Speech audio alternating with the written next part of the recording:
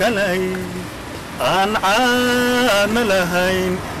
عاشقي حدق يا حي عديوة نعيد انسى عذعيت اسيدي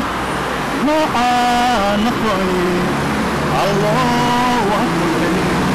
الله داعين halkaan joogno waa London maanta waa maalinta calanka waa u dabaldeena calankeena waa dadka afkiila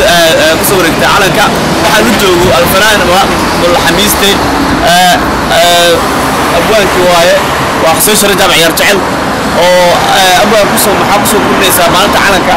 waa maalin aad u farax badan maanta runtii mahadsan ugu horeysa aad iyo aad u mahadsantahay runtii ruuxantii waxaan horta dareemayaa inaan cilla joogno waxaan dareemayaa inaan cilla cirsala joogno waxaan u jeedaa dad cadaan oo dhulkooda dhistay oo nabadgelyo ku socda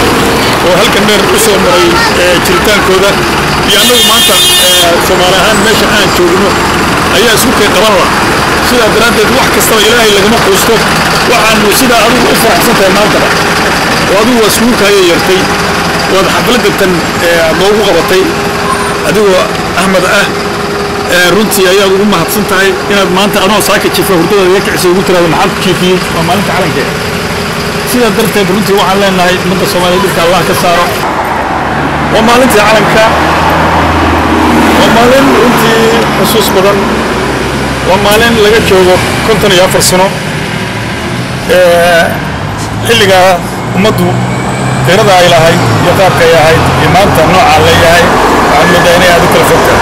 dadkii taariikhda ogaa ummadda xilligaa jirtay way tirtirmaysaa way baabaaday wayna sii baaba'ayaan waxaase la yaaba dhowr iyo 20 sano dagaalada lagu jiray maadaama dhalinyarada hadda soo kacaysa aysan calanka dabaldegiisa aysan ogeyn waxaan ka codsanayaa qof kasta oo Soomaaliya meel kastaba ha ku noolaado oo